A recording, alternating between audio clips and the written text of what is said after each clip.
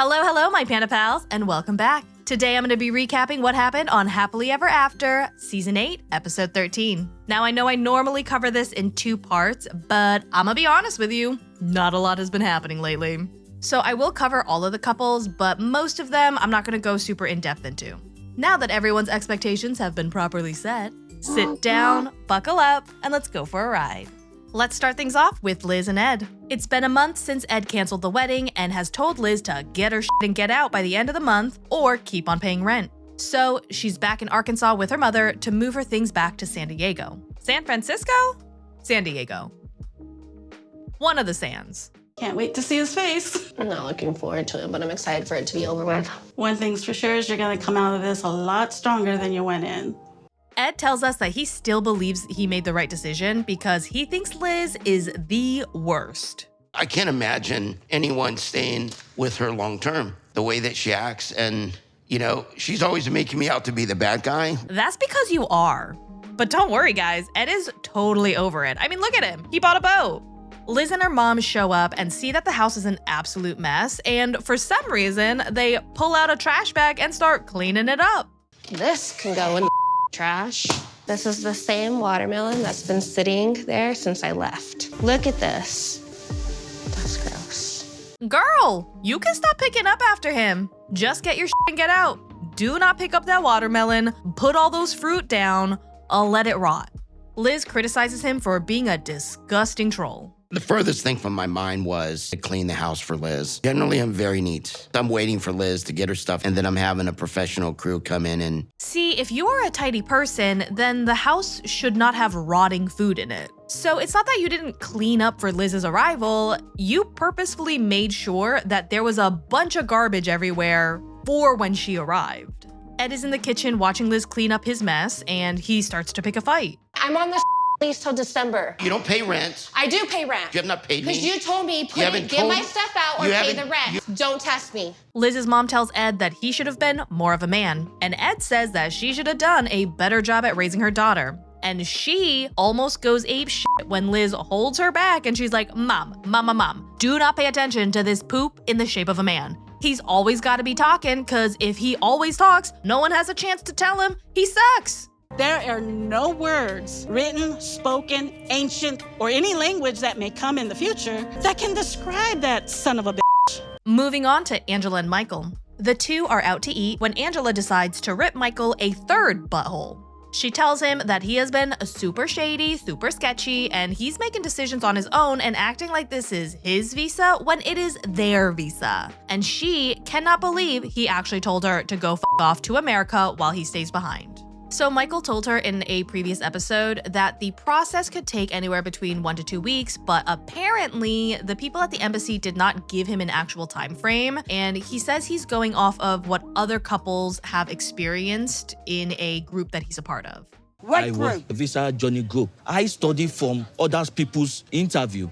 That is how I got to know about the visa. Angela demands to see his phone because she cannot trust him anymore, and she starts scrolling and sees that Michael has been consistently depositing a bunch of checks somewhere.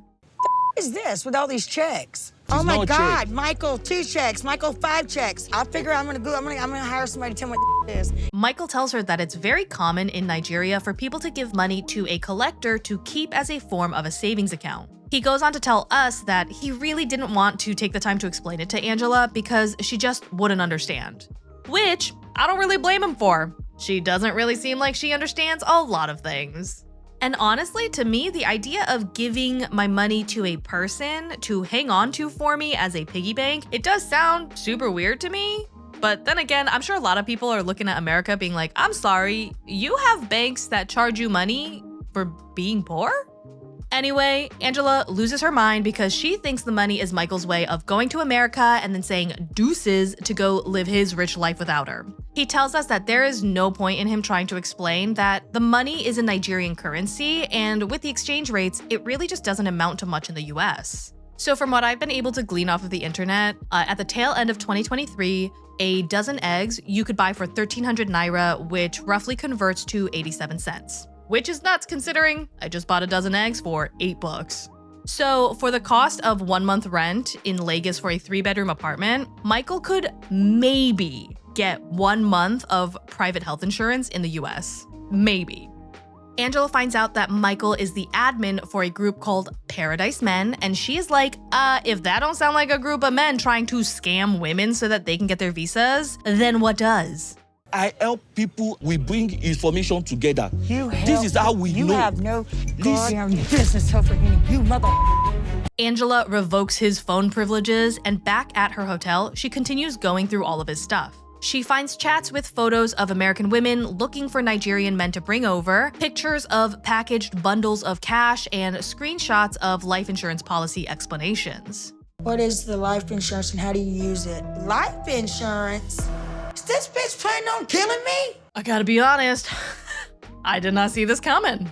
And then she sits down and reads some text messages and goes on to play an audio message that Michael sent in one of his group chats. I also uploaded the tax return 2022. They know my personal business. Who? Do you understand what he's done? They can scam me for every thing. Yikes. I mean, the shitty part of me is like, well, that's karma, bitch. But like, damn, Michael has got some serious splaining to do. Moving on to Rob and Sophie.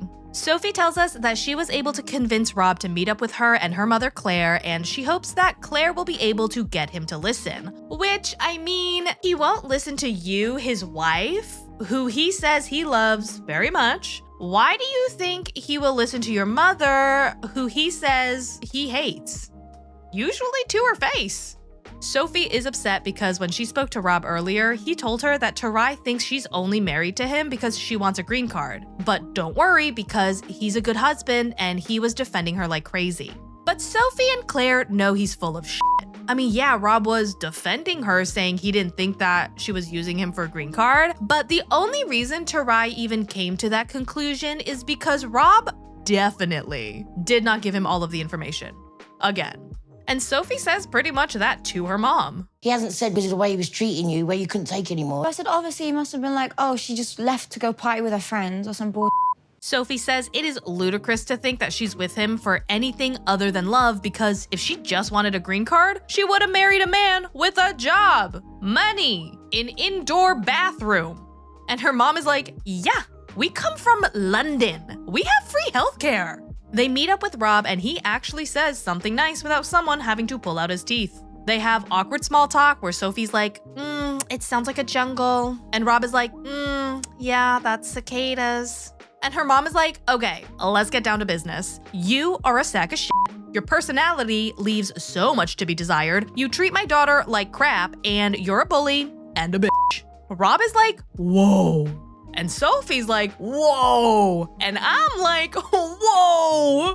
And for me, it's because Sophie brought her mom here to set Rob straight, and Claire is out here just spitting straight facts. And then Sophie switches her attitude and starts trying to defend Rob, almost to like lessen the blow. Your reaction was disgusting. He didn't purposely make me feel like Yeah, I didn't do it on purpose. it wasn't bullying. Look, as soon as he's in front of you, you're melting again. Baby girl, you keep saying you gotta punch him where it hurts, but you gotta punch him there with a mallet, not pom-poms.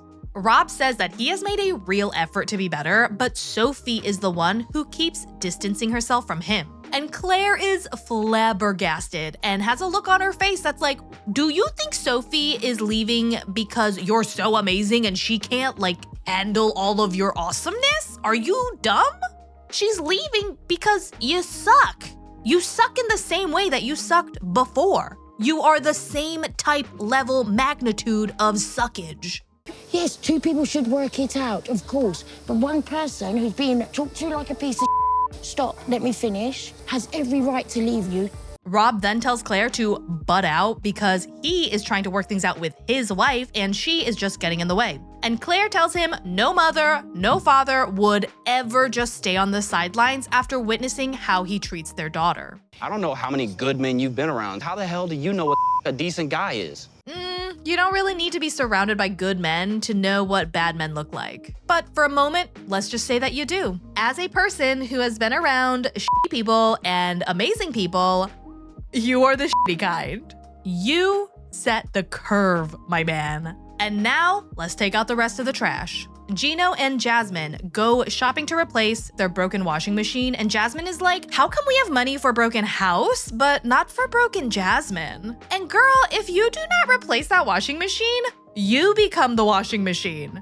You're married to Gino. He ain't doing shit. You are gonna have to hand wash all of his poop-stained tidy whities down yonder by the crick. You really wanna do that? Jasmine says, why don't you be a real man and provide without wanting anything in return? And Gino is like, why don't you be a real woman and stop being such a bitch?